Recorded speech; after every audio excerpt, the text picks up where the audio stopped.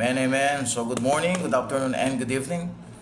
So tayo po ay nasa Bible study po muli, no? At ito po ay chapter 6 ng Book of John. This is quite a long chapter to discuss, kaya po bear with me upang sa ganun po ay inyo pong matapos at higit sa lahat matutunan po ang nakapaloob sa chapter na ito. So please help me to pray for this video and then this ministry ng pagtuturo ng Bible.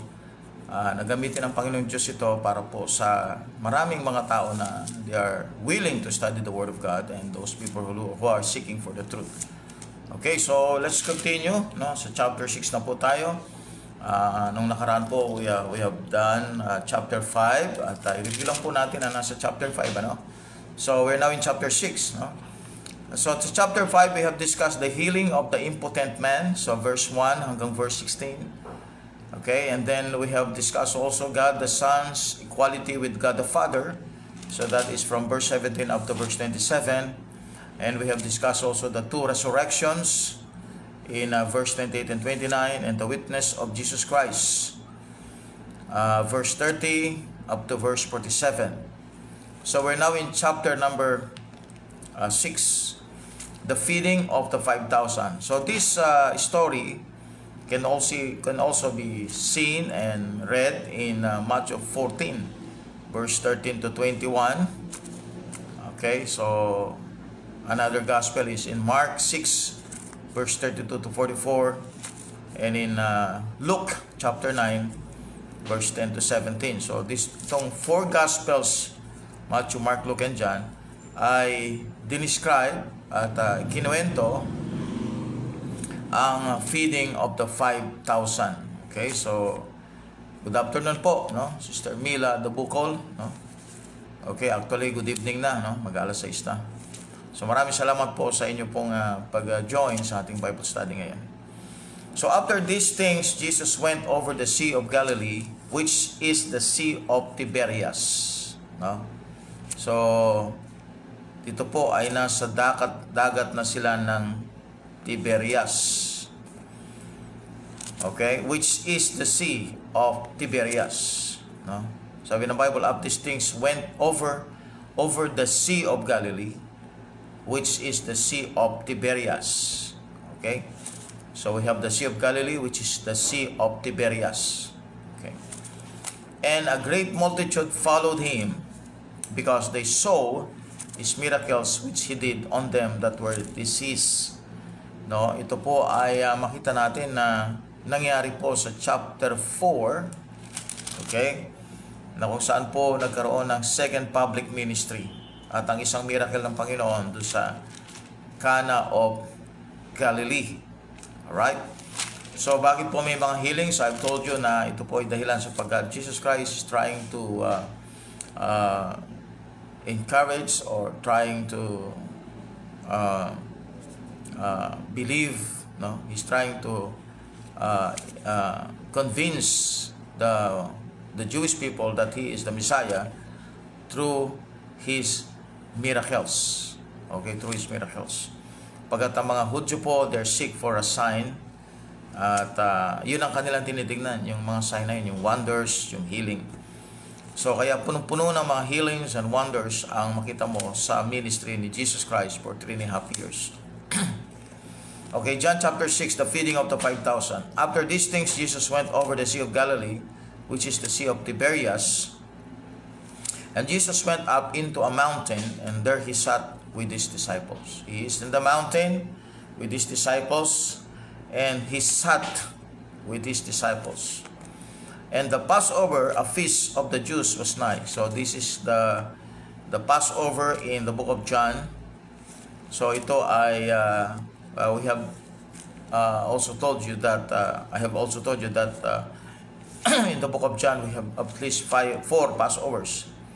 Okay, so the Passover, a feast of the Jews, was nigh. So ang Passover po is a feast of the Jew. When Jesus then lifted up his eyes and saw a great company come unto him, he said unto Philip, when shall we buy bread that this may eat? So the great multitude is about 5,000 men. Sabi ng Bible, And this he said to prove him that he himself knew what he would do. So great company. So sabi niya kay Philip, when shall we buy bread that this may eat? Saan tayo bibili ng bread, Philip, para makakain itong multitude na ito, itong great company na ito? Pagdating sa verse 7, Philip answered, sumagot naman si Philip sa question, 200 penny worth of bread is not sufficient for them, that every one of them may take a little. So sinabi niya, in-accounting niya, tinignan niya how much na magiging gastos. Sabi niya, 200 penny worth of bread is not sufficient for them. So we assume that this is really a big crowd, no? Really big a crowd, no? So hindi enough yung 200 penny worth of bread, and that every one of them may take a little. So verse number 8, one of his disciples, Andrew, Simon Peter's John, said unto him, so ito ay si Andrew, no, the brother of Peter, na makita natin doon sa chapter 1, no, Book of John. Said unto him, itong sabi ni Andrew, there is a lad here. Okay? So kung inyong makikita, may mga maliliit na bagay sa Bible, pero nagbibigay ito ng signal para sa isang himala o kaya isang importanteng mensahe. Just like sa John chapter 4, the well was there. Okay? Jacob's well was there. Here naman, there's a lad here. So from here, makita natin yung power ni Christ para magpakain ng napakaraming tao. There is a lad here, which had 5 barley loaves and 2 small fishes, but what are they among so many? What are they among so many? Napakarami. No? Sipin mo nga naman, ang pagkain lang na available noon ay nadala-dala ng lad, no? Ng batang lalaki, ay isang para bang baon lang sa pananghalian. No? 5 barley loaves and 2 small fishes. 2 small fishes and 5 barley loaves. Ano nga naman ang magagawa nito sa crowds at napakaraming tao? Verse 10, and Jesus said, make the men sit down. Make the men sit down. Now there was much grass in the place. So the men sat down, in number about 5,000. So we're counting only the men, 5,000. So kung meron pang iba na kasunod, either yung mga bata o kaya asawa nila, men are counted as 5,000. Sabihin natin, assume natin 5,000 yung nandoon. Alam niyo mga kapatid, yung 5,000 tao, napakarami nun. No? At ngayon, pakikita na Diyos ang kanyang kapangyarihan para pakainin ang 5,000 na yun. Verse 11, and Jesus took the loaves, and when he had given thanks, so kinuha niya yung loaves, pasalamat siya sa Panginoon, he distributed to the disciples. So remember, ang loaves po na available ay 5 barley loaves and 2 fishes. Jesus took the loaves, kinuha niya yung loaves, and when he had given thanks, he distributed to the disciples, and the disciples to them that were sat down. Set down. Wow. Mula sa 5, binigay sa 12,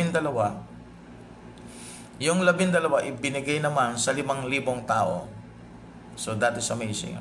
After nagpasalamat ang Panginoon. So hindi nauubos ang tinapay. Now look at verse number 11. Jesus took the loaves, and when he had given thanks, he distributed to the disciples, and the disciples to them that were set down.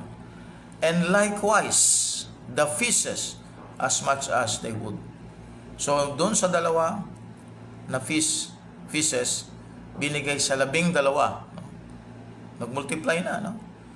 At yung 12, ipinakain ito sa 5,000 tao na lalaki.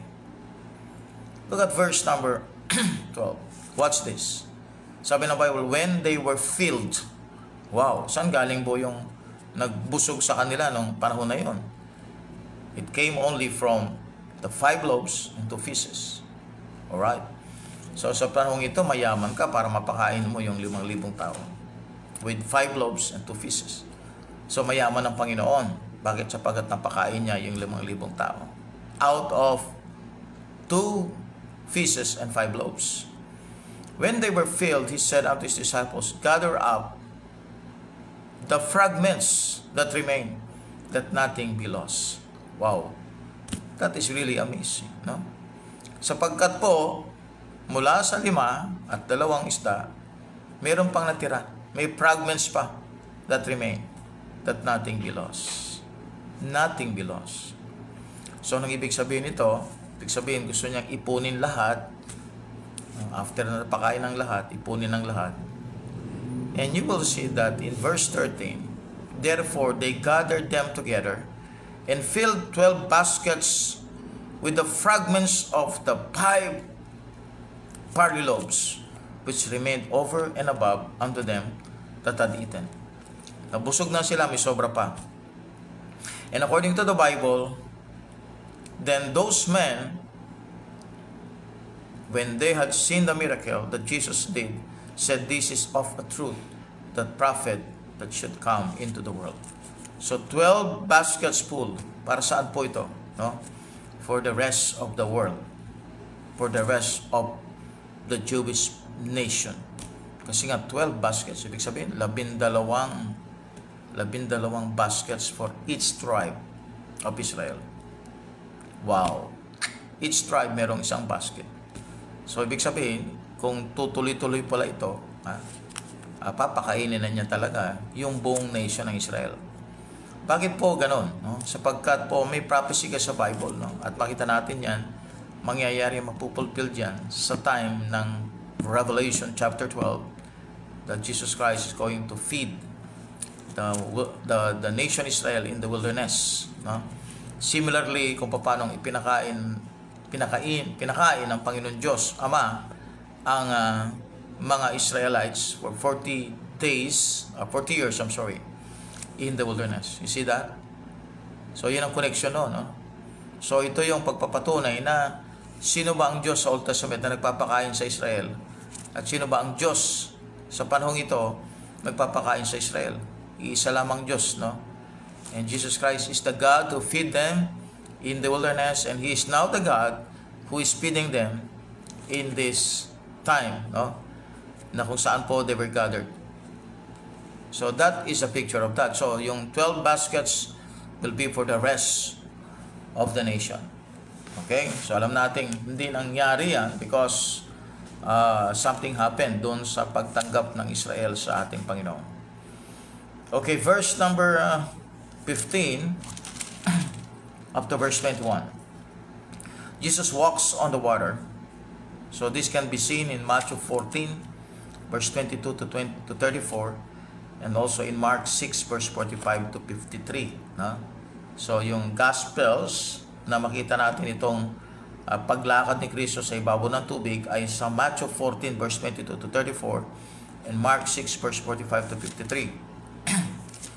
So let's start reading verse 15. When Jesus therefore perceived that they would come and take him by force to make him a king, he departed again into a mountain himself alone. So na-perceive ni Christ, no? Kung anong gusto ng mga tao. Gusto ng mga tao, gagawin siyang hari, gagawin siyang king. Siya na yung pininiwalaan nilang Messiah. Siya na yung magiging king ng Israel.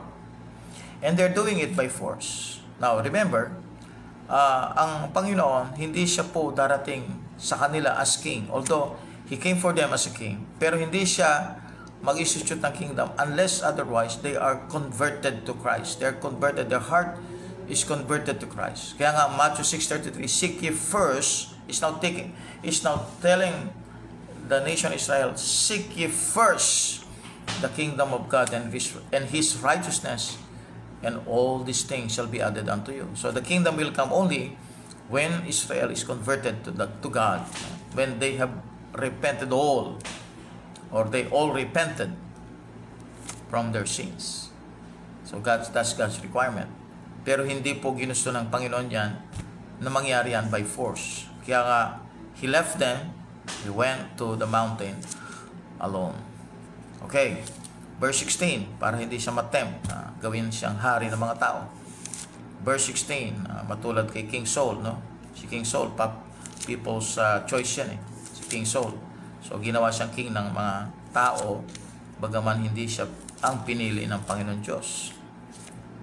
Verse 16, and when even was now come, his disciples went down unto the sea. Okay? His disciples went down unto the sea, and entered into a ship, and went over the sea toward Capernaum, and it was now dark, and Jesus was not come to them.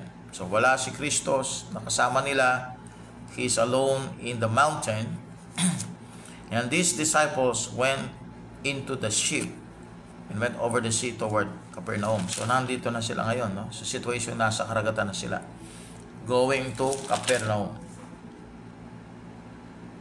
toward Capernaum. And entered into a ship and went over the sea toward Capernaum. So nasa sasakyan sila, no? nasa karagatan na sila, nasa ship na sila. So they are going to Capernaum. And the sea, look at this one. All right? And the sea arose by reason of a great wind that blew. Isang malakas na hangin, no? Ang lumitaw, great wind that blew.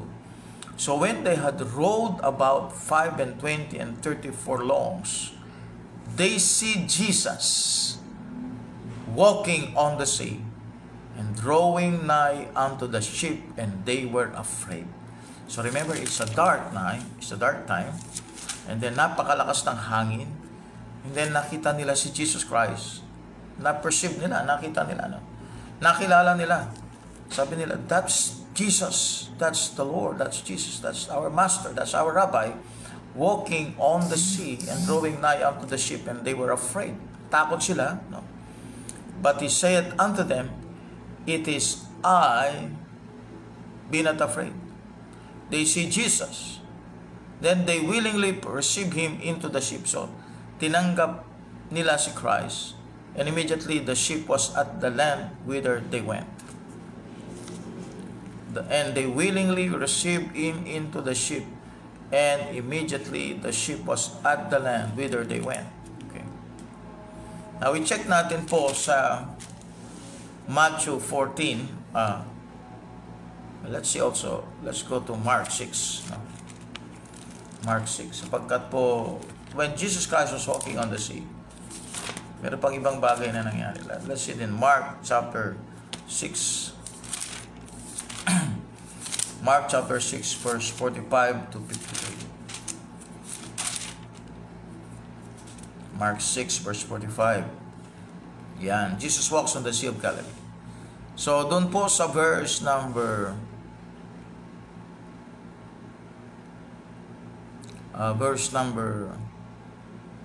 48. And he saw them toiling and rowing, and wind was contrary unto them, and about 4th watch of the night.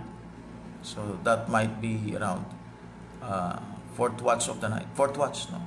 So nasa nasa 3 a.m. to 6 a.m. 4th watch of the night. He cometh unto them walking upon the sea, and would have passed by them.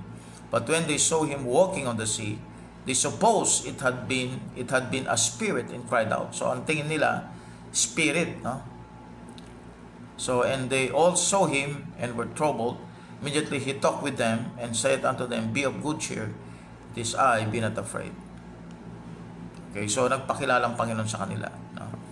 So, hindi pala nila nakilala kaagad, no? Hindi pala nila nakilala kaagad. So, nagpakilala ang Panginoon sa kanila. Luke chapter another passage po. Luke Matthew 14:22. Matthew 14:22, no? Matthew 14 verse 22. Tignan natin yung sinasabi sa Matthew chapter 14 verse 22. And straightway Jesus constrained his disciples to get into a ship, and to go before him unto the other side, while he was sent the multitudes away.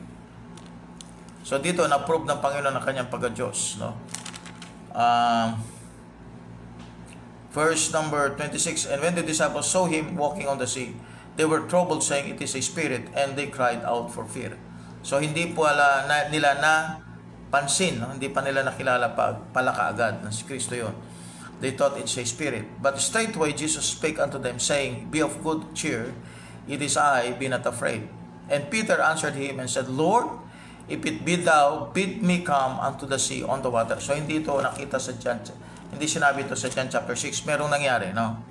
Sabi niya, and he said, Come, and when the Peter was come down out of the ship, he walked on the water to go to Jesus. So Jesus Christ is walking on the water, and Peter also walked on the water. But when he saw the wind boisterous, he was afraid, and beginning to sink, he cried, saying, Lord, save me. So lumubog si Peter sa takot sa malakas na hangin, at sabi ni Peter, Lord, save me. And immediately Jesus answered forth his hand, and caught him, and said unto him, If thou of little faith, wherefore didst thou doubt? And when they were come into the ship, the wind ceased. At ang sabi nila sa verse 33, Then they that were in the ship came and worshiped him, saying, Of a truth, thou art the Son of God. So nakita ninyo yung wonders na pinakita ng Panginoon dito. John chapter 6, pinakita niya, pinakain niya ang 5,000 tao. And in John chapter 6, he walks on water, and also he stopped the boisterous wind. He walks on water, he stopped the boisterous wind. So napakaraming pinakita niyang himala dito. Now verse 22 is another topic, no? This is about the desertion on the bread of life. So, ngayon, na-focus ngayon tayo doon sa ano ang kahulugan. Okay? Mapo-focus tayo ngayon, anong kahulugan nung bread na yun. No? Anong kahulugan ng bread na yun? Ipakikilala ni Kristo kung sino siya, no? Sa pamagitan po ng pag-describe niya ng tinapay, na kung saan siya yung tinapay ng buhay, no? Now look at verse 22 now. The day following, when the people which stood on the other side of the sea, so that there was none other boat there, save that one whereunto his disciples were entered. And that Jesus went not with his disciples into the boat, but that his disciples were gone away alone. Howbeit there came other boats from Tiberias, no, Sea of Tiberias, yung Sea of Galilee, nigh unto the place where they did eat bread, after that the Lord had given thanks. Okay, so natapos na yung pinakain niya yung 5,000 tao, lalaki, no? Verse 24, When the people therefore saw that Jesus was not there, neither his disciples, they also took shipping and came to Capernaum, seeking for Jesus. Now they are now seeking for Jesus. Why? Because they experienced the feeding of the 5,000. They were filled, no? At nakita nila may sobra pa, no? So something is going to happen. Pag nakita nilang Panginoon, something is going to happen. Yun na yung na-organize sa isip nila. Verse 24, When the people therefore saw that Jesus was not there, neither his disciples, they also took shipping and came to Capernaum, seeking for Jesus. Now they are seeking for Jesus. And when they had found him on the other side of the sea, they said unto him, Rabbi, when camest thou thither? Asan ka ba, Rabbi? No. Sa ka ba pumunta? Jesus answered them and said, Verily, verily, I say unto you, Ye seek me. Ito, ano to? Rebuke to, no? Not because ye saw the miracles, but because ye did eat of the loaves and were filled. Kasi ang gusto ng Panginoon makita nila, yung himala, yung miracles. Kaso ang kanilang, ang mas tumatak sa kanila, yung sila'y nabusog.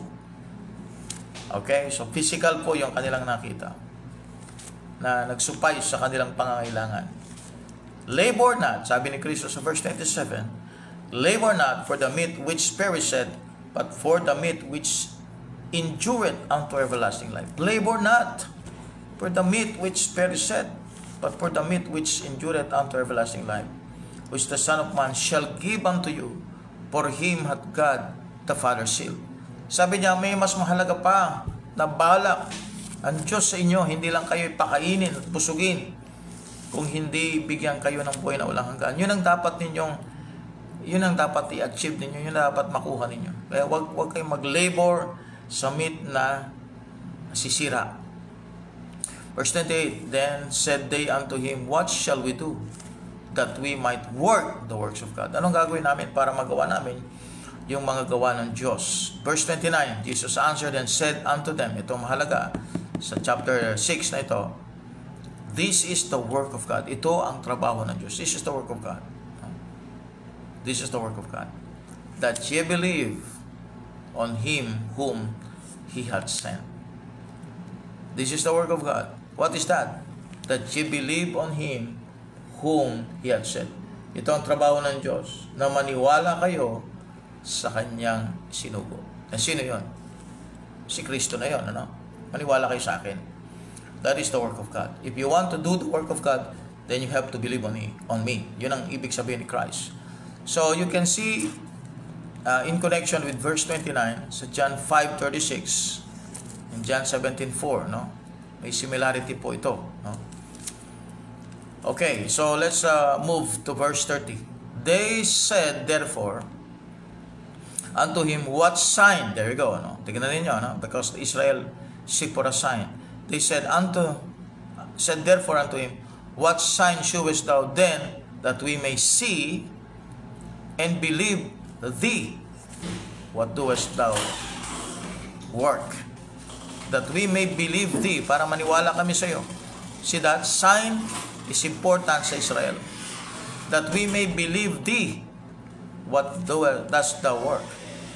Our fathers did eat manna in the desert, as it is written, he gave them bread from heaven to eat.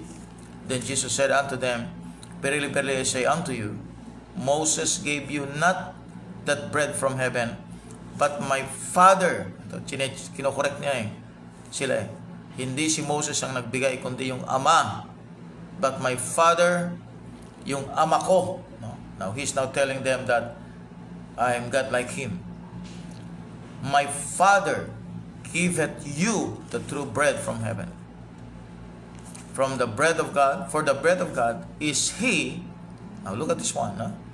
Nag-switch siya from the feeding in the wilderness into, sabi niya, bread of God. Ito na ngayon, bread ako, no? Ang Diyos. So yung bread na nagpakain sa mga wilderness, o sa wilderness, sa mga Israel, okay, yun ay pinakain ng Ama sa mga Israelites. But now he switched to himself. At ang sabi niya, for the bread of God is He which cometh down from heaven and giveth life unto the world. Now, he is now telling them that He is God from heaven na binigay ng Ama for Israel. For the bread of God is He which cometh down from heaven and giveth life unto the world. Then said they unto him, Lord, if evermore give us this bread. Now, still, ang pangunawa pa rin nila, yung physical bread. Ako na yung bread eh. I am the God. I am the bread of God. I came down from heaven. Sabi ng mga tao, Lord, evermore give us this bread. Jesus said unto them, I am the bread of life. Sabi ng mga tao, I want the bread that came from the Father. Sabi ni Christ, I am the bread of life. He that cometh to me shall never hunger, and he that believeth on me shall never thirst. So, importante po muna yung believing, no? Bago yung provision ng pagkain at tubig. But I said unto you that ye also have seen me and believe not. Now, alam ng Panginoon kung ano ang puso ng mga taong ito. I said unto you that ye also have seen me. Nakita nyo na ako, but believe not. Pero hindi kayo naniwala. Okay? So, ang cross-reference yan ay John 1:5. No? John 1:5. Check natin yung John 1:5. Sabi ng Bible, and the light shineth in darkness, and the darkness comprehended it not. Hindi pa rin nila nakikilala kung sino yung dumating, sino yung nasa harap nila, sino si Kristo. Okay. So, ang dahilan, because merong unbelief sa puso nila. Ito nagiging hindrance, yung kanilang unbelief, para maunawaan nila kung ano ang kalagayan ni Kristo. Verse 36, But I said unto you, ye also have seen me and believe not. All that the Father giveth me shall come to me, and him that cometh to me, I will in no wise cast out. Alright? So, sino man ang lalapit sa akin, kailanman hindi ko siya itatakwil, ika-cast out. Okay, now, Tandaan natin ang context na ito ay para sa Israel.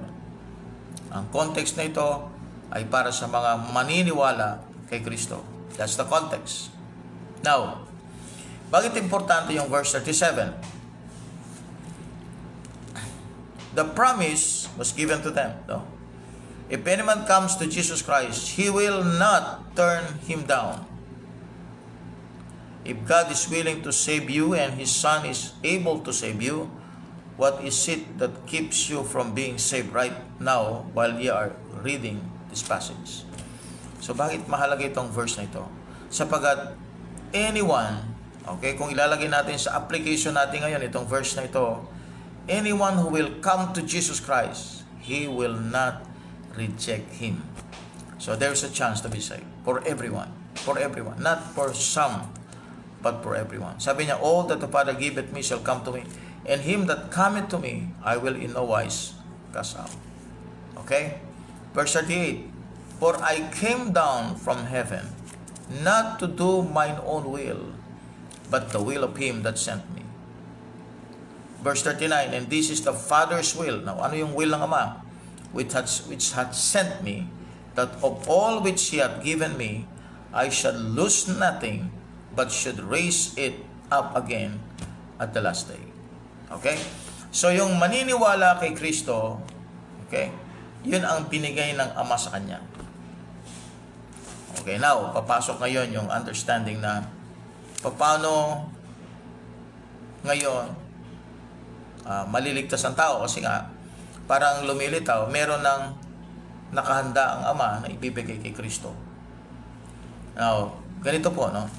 Ang order ng salvation is not ikaw ay hindi yung na-elect ka before the foundation of the world. Hindi po yun. Tapos pagdating ng panahon, tatanggapin mo si Kristo. Hindi po yung gano'n.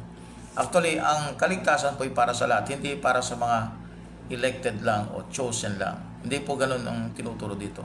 Ang tinuturo dito kasi yung mga mag-believe, okay, yun ang ibinigay ng Ama sa Kanya.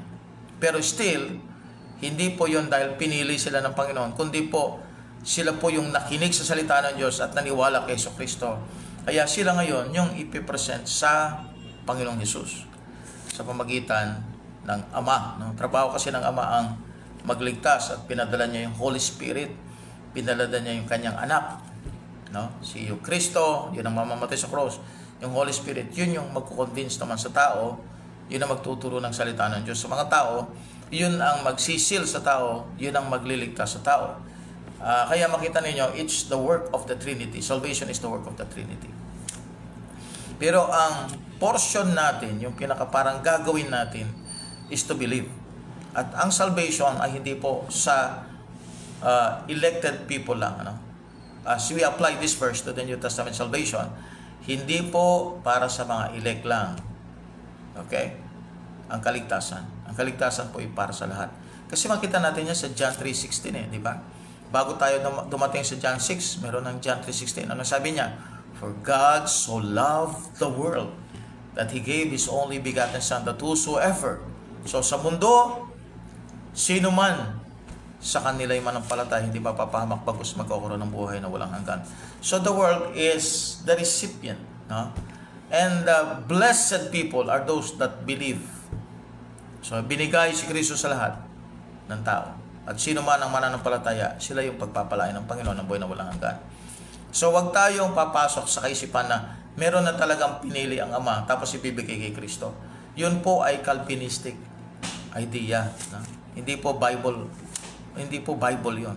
Walang sinasabi ditong inelect ng Panginoon para pagdating ng panahon ay sila po yung maliligtas. That is just a man-made theology. Okay? Kasi hindi pa naman tayo tapos. Babasahin natin pa yan. Okay? Now, look at this one, verse 39. And this is the Father's will which hath sent me, that of all which He hath given me, I should lose nothing, but should raise it up again at the last day. This is the will of Him that sent me, that everyone which seeth the Son, and believeth on Him, may have everlasting life. I will raise him up at the last day. So, balik na tayo ngayon. So, ano ba talaga ang kaligtasan? Sabi ng Bible sa verse 40, this is the will of Him that sent me, that everyone, not the elect people, but that everyone. Saan yung everyone na yun? Nasa mundo yun. No? Yun yung kukonect natin sa John 3:16. That everyone which seek or seek the Son and believe it on Him may have everlasting life, and I will raise him up at the last day. Alright. So John 6:30, John 6:40 ngayon. Verses 39 to 40 set the doctrinal context of verse 44, from which John Calvin drew unconditional election and limited atonement. Verse 39 to 44 are doctrinally to Israel. Tama nga naman, no? During Christ's earthly ministry. The passage is to everyone which seek the Son. So no Christian from AD 100 on ever saw Jesus Christ. Furthermore, no Christian is raised up at the last day. Okay. Cross-reference John 5:29. So this is an application or historical and doctrinal application. Okay. So kanina we apply it in our New Testament, no? Time, no? Pero kung ito i-apply sa time ni Kristo, no? Yung kung saan sinasabi niya ito. Now he is now talking to Israel, in which he's going to raise them up at the last day. Alright, yung pagre-raise kasi natin, kailan yun? Pagre-raise natin sa rapture. No? Sila at the last day. I will raise him up at the last day. Okay? No, so kung pag sinabi nating Old Testament ito, yung pagre-raise ng Old Testament kasi after Jesus Christ died on the cross. So this resurrection could be extended up to the time of the tribulation period. They're going to be raised up at the last day. The post-tribulation rapture. Verse 41. The Jews then murmured at him because he said, I am the bread fruits came down from heaven. Bakit nagmurmur sila? Alam natin yan, no? Ayaw nilang piniwalaan si Kristong Diyos, eh. Verse 42, and they said, is not this Jesus the son of Joseph, whose father and mother we know? He is it then that he saith, I came down from heaven. Eh, alam natin, magulang niyan, eh. Si Mary at saka si Joseph. Paano sasabihin niya, siya galing sa langit? Jesus therefore answered and said unto them, murmur not among yourselves. No man can come to me except the Father which hath sent me draw him, and I will raise him up at the last day. Okay. Again, sa verse 44. No? This is the great Calvinistic passage used by John Calvin and Reformed theologians to prove that if irresistible grace does not draw you, according to the doctrines of unconditional election and limited atonement, where Christ's blood atonement pays only for the sins of the elect, you cannot come to Jesus Christ. If you take this verse literally, then all unsaved sinners are the elect. Because Jesus is careful to tell you that He will draw all men, take note of that, to Him. John 12 verse 32. The elect and the non-elect. All men. Hindi lang po yung mga elect ang madodraw sa Panginoon, no? Pati lahat ng tao. So, ibig sabihin, God is giving chance to all. Let's see the Bible. John 12:32. John 12:32. Alright, John 12:32. And if I be lifted up from the earth, will draw all men unto me. So, kung ito yung salitang drawing to Christ means salvation of the elect. Ang mangyayari niya, mga kapatid, mag-aaroon ng contradict. Kasi bakit? Sa John 12:32, hindi elect ang ito-draw. All men. All men. So lahat, mga kapatid, dinodraw ng Ama, ibig sabihin, binibigyan ng chance para ma-save. So yung Calvary is for all, not for the elect. Alright, the disciples in Acts are very careful to tell you that all of the Gentiles can repent and be saved, whether they are elect or not. Acts 11:18. Tama nga naman, no? And any non-elect sinner on earth would have to do to become elect would be to ask the Father to draw him. Song of Solomon 1:4, Matthew 7:7, Luke 11:9. So all sinners have the chance.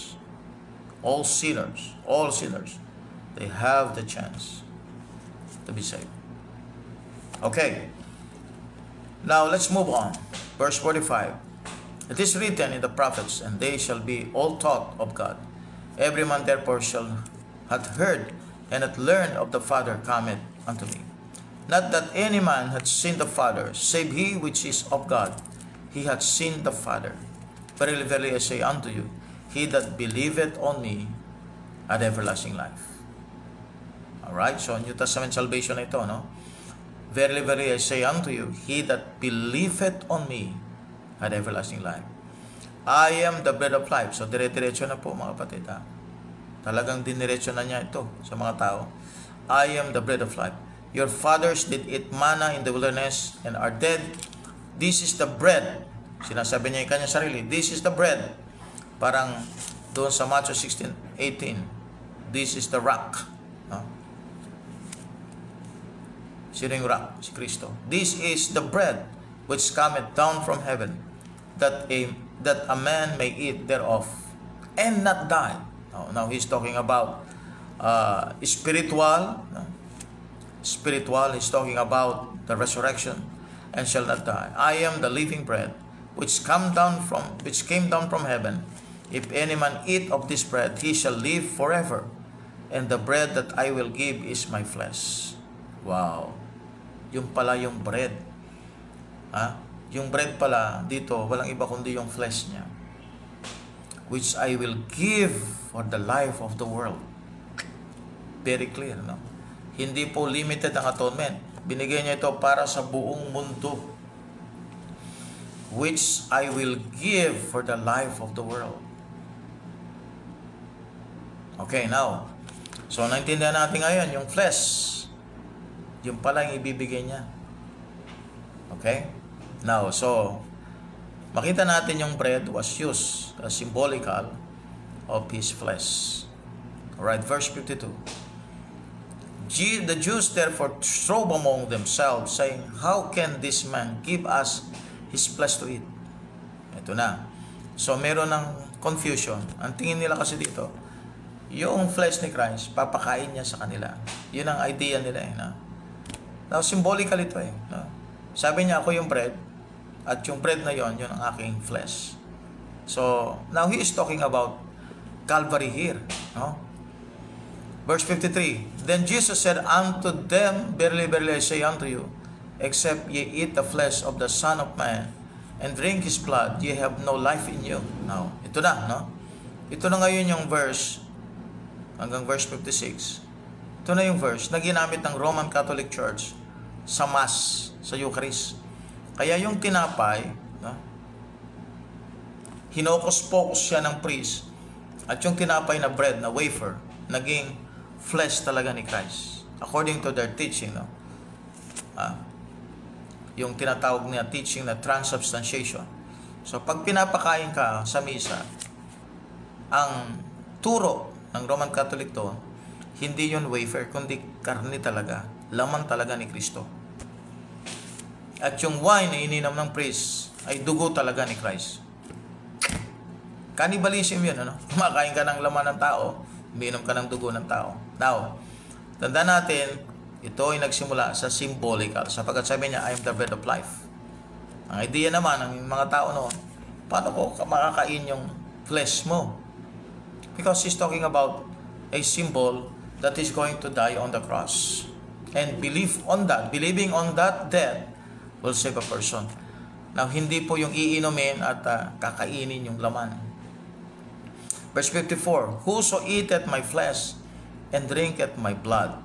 Now, ito na, no? Tanda natin, ha? Hindi ito physical, symbolical ito. About believing. Whoso eateth my flesh and drinketh my blood hath eternal life, and I will raise him up at the last day. Okay, so may resurrection, promise sa taong tumanggap at nanampalataya kay Kristo.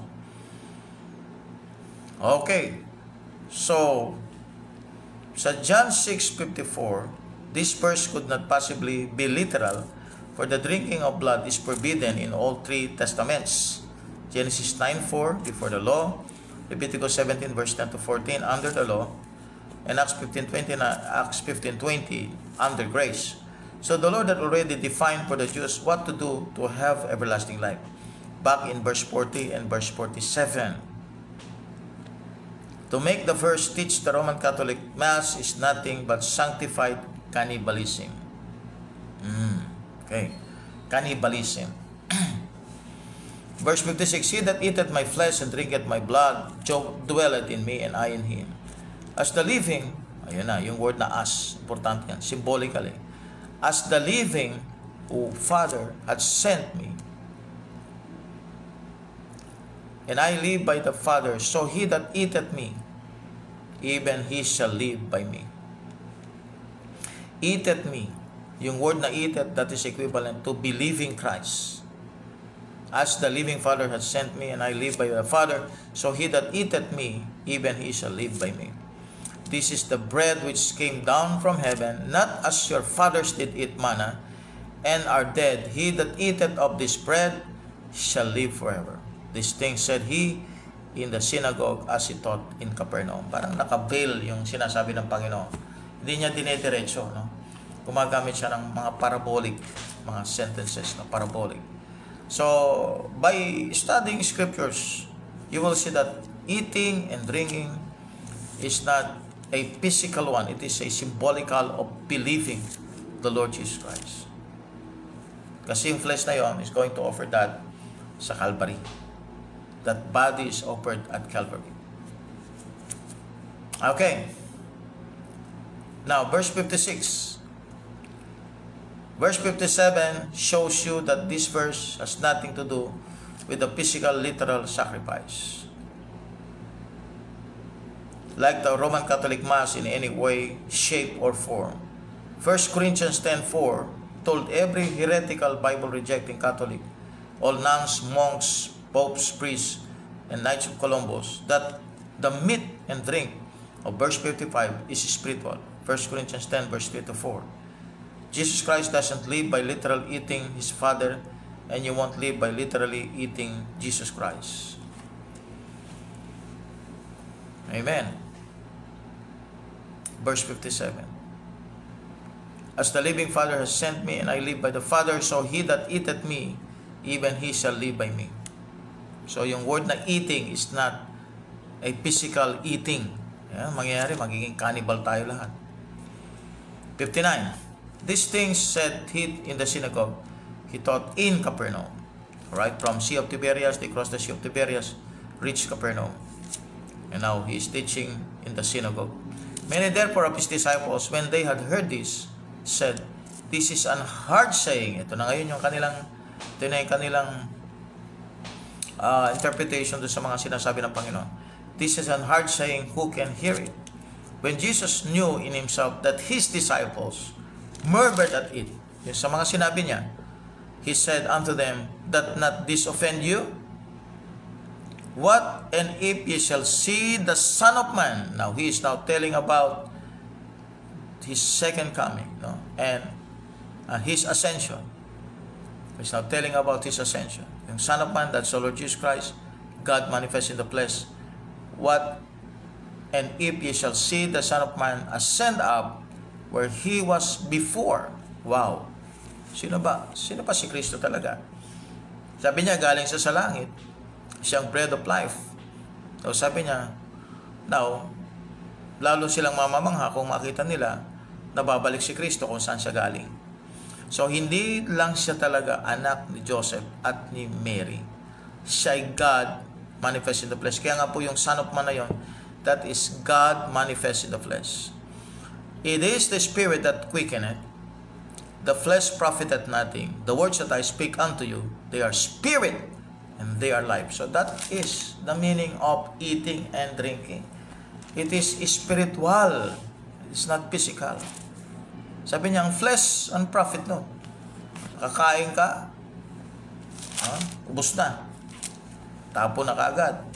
Kaya sabi nga niya, labor not for the meat which perisheth, but for the meat which endureth unto everlasting life. Now, naintindihan na natin yan, John chapter 6, no? Ano yung bread na yon?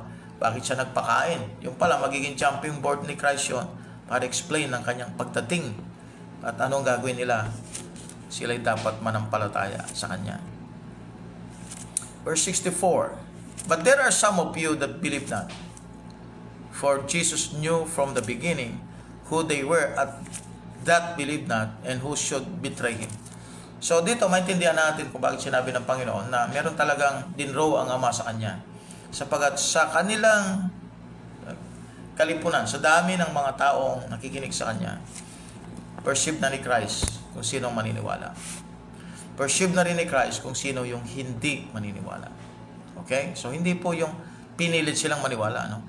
Because they have already a decision in their heart. It's a voluntary, willful acceptance.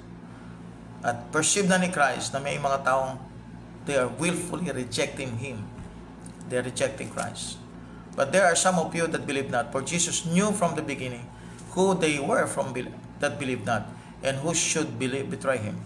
He said, therefore said I unto you, that no man can come unto me, except it were given unto him of my Father. Now, He's telling them na meron sa inyo na hindi talaga tatanggap sa akin, maniniwala sa akin. Okay? Now, John 6:65. John 6:55. John 6:65, I'm sorry. Verse 63 muna. The verse is a final straw against the Roman Catholic Mass. Jesus Christ plainly tells you that if you did eat His little flesh, it will do any good. It wouldn't do any good at all. You will still go to hell, but just like Judas Iscariot, who partook of the Eucharist in Matthew 26:26. It is the Holy Spirit that gives you the new birth, and He does it through God's words. 1 Peter 1:23. The spiritual kingdom that is in the Holy Ghost doesn't have any one piece of flesh or any drop of blood to eat or to drink in it. Romans 14:17. John 6:65. The word therefore refers back to what Jesus said in verse 64. But there are some of you that believe not. These two verses give you the real meaning behind verse 44, which John Calvin used to destroy sinners. Neither verse has anything to do with irresistible grace calling the elect to a limited atonement. A man can come to Christ unless he believes on Him. The Father draws all men, elect or non-elect, to Jesus Christ, John 12:32, and gives them the privilege of repenting of their sin and trusting Jesus Christ as their Savior, Acts 11:18. So the whole operation is laid out in Romans 10, verse 8 to 21. Yun na, no? So, the finalization ng explanation niyan ay punta kayo sa Romans 10 verse 8 to 21. Ito sa nangyari sa John chapter 6. Okay? So, John 6:68. Nakalagay dito, verse 66 muna. From that time, many of His disciples went back and walked no more with Him. John 6:66. Yan ang verse para sa mga backslider. John 6:66. Now, who is Jesus? Who is Judas Iscariot? 67. Then said Jesus unto the 12, will ye also go away? Will ye also go away? Then Simon Peter answered them, Lord, to whom shall we go? Thou hast the words of eternal life. So alam natin na si Peter ay ligtas because he believed that Jesus Christ is God who can give them eternal life. Okay. 69. And we believe that and are sure that thou art that Christ, the Son of the living God. Wow. Talagang merong nag-believe talaga dito. Very clear. Now, John 6:68. Notice the constant use of the plural words. Not the principles, fundamentals, main teachings, or preserved word, singular of God. George Bernard Shaw, who lived and died as an atheist, said of these words of eternal life, in his will, except as a curiosity, this book, as a material object, is a most undesirable possession. I must get rid of it. I really cannot bear it in my house.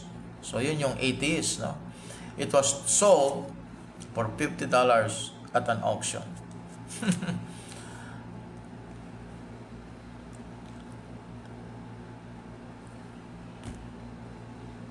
Now, it means that there are people who really reject the Lord. There are people na talagang meron talaga silang willingness to accept Him. Now, verse 70 is really a material. The typical baloney put out by apostate fundamentalists is that there is only one devil, capital D, but many demons. This is not true here.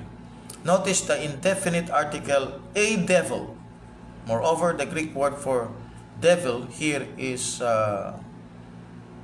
diablos, is the word use of the devil. Matthew 4:1, not demons. Demonia, no? In Greek, Mark 1:34. Judas is certainly not the devil. He's not the devil. Hindi siya yung demonyo. He is a devil who is not the devil. 2 Thessalonians 2 verse 3, John 17:12, Acts 1:25, Revelation 9 verse 11, Revelation 17:8. So, si Judas Iscariot po is a devil, no? So, siya yung angel in bottomless pit. A devil. Okay? Fallen angel yan, no? Jesus answered them, "Have ye not I chosen you 12, and one of you is a devil." So merong personality si Judas Iscariot na hindi po siya ordinaryong tao. Siya po ay nasa katawang tao, pero siya po ay devil. A devil, not the devil. Hindi siya yung Satanas, siya isang diablo, no? Siya isang fallen angel, a devil. Jesus answered them, "Have ye not chosen you 12, and one of you is a devil." Sino yon? That's Judas Iscariot. Siya yung son of perdition, siya yung magiging antichrist sa future. Yung soul niya na nasa bottomless pit ngayon, magre-resurrect po yon, and he's going to take the body of a person, and he's going to be the antichrist in the tribulation period.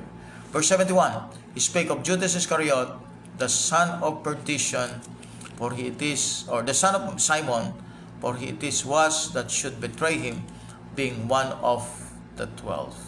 Okay? So, ang connection po natin dyan sa verse 71 is in Psalms 55 verse 12 to 13. Okay?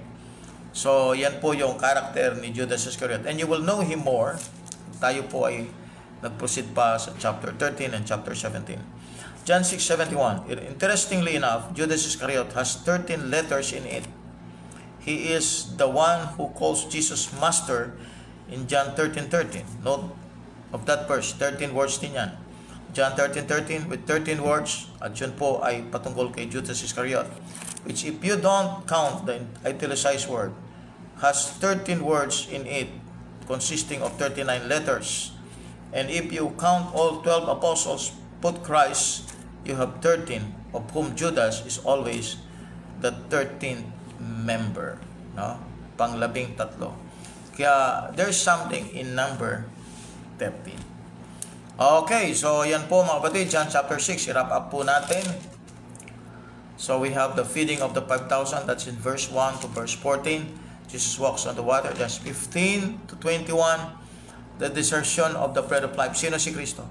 Verse 22, at in-explain niya po dito about His flesh, na kung saan ibibigay niya sa tao. And anong gagawin ng tao? They must believe Him. Pagkat sinugo siya ng Diyos galing sa langit. Now, nakita natin din mga kapatid na ito ay isang chapter na ginagamit ng mga Calvinists para patunayan na may mga inelect at yung irresistible grace at saka yung limited atonement applied sa John chapter 6, which we have debunked, no, ng purpose kung bakit po sinasabi ng Panginoon ito ay sapagkat po may mga tao talagang maniniwala at hindi maniniwala. Alam natin yan, di ba? Dumating si Kristo para sa lahat, pero hindi lahat maniniwala. Sapagkat may mga taong mamimili by their own willful desire na talagang i-reject nila si Kristo. So, hindi po ito pagtuturo na meron talagang pinili ang Diyos maliligtas.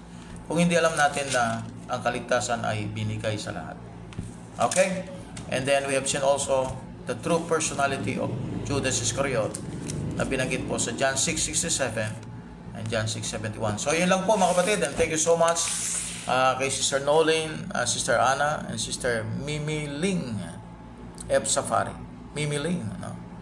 Alright, thank you po. Sister Gemma Ermitanyo, Christian Paulo Arelia, Sister Michelle Buliser Burgos, and Brother Seth Danieles, and Mila Dabukol, and may mga ilan pa po, no, nakasama natin. And thank you for joining. Sa Pastor Joe Prasio, andito siya. God bless po sa inyo and have a blessed day. Tayo po'y manalangin muna. Dakilang Diyos, marami pong salamat, Ama, sa Sunday afternoon na ito o Sunday evening na ito na binigyan niyo po kami ng chance, Lord God, to study words. Thank you for the book. Thank you for the chapter that we have read, Lord God, and studied, Lord. Salamat po sa information na binigyan niyo po sa amin para ma-establish po ang aming pananampalataya. Salamat po sa lahat in Jesus' name. Amen. God bless po sa inyo and have a blessed day. Amen. God bless po.